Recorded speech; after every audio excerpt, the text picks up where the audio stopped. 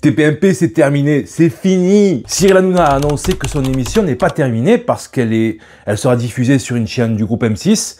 Il y a des gens qui sautent de joie, mais en réalité, ils ne savent pas tout. Je vais vous dire pourquoi le 28 février 2025 marque vraiment la fin de TPMP. Dans une vidéo récente publiée sur YouTube et Facebook, j'ai exprimé ma joie de voir TPM disparaître de la télévision.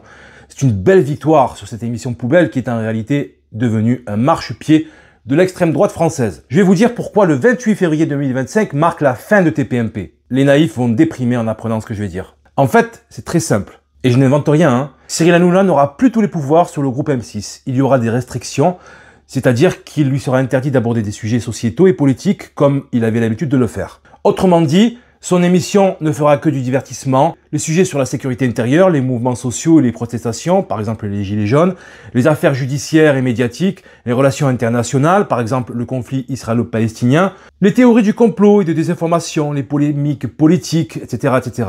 Tout ça, c'est fini. De plus, la diffusion de l'émission sera en léger différé. Donc a priori, le contenu sera toujours contrôlé avant sa diffusion. Le choix des chroniqueurs devra être approuvé par la direction de la chaîne. Et il y aura des sanctions en cas de débordement. Forcément, le groupe M6 ne peut pas subir le sort de C8. L'émission TPMP, telle que l'ont connue ses fans au cours de ces dernières années, c'est vraiment terminé.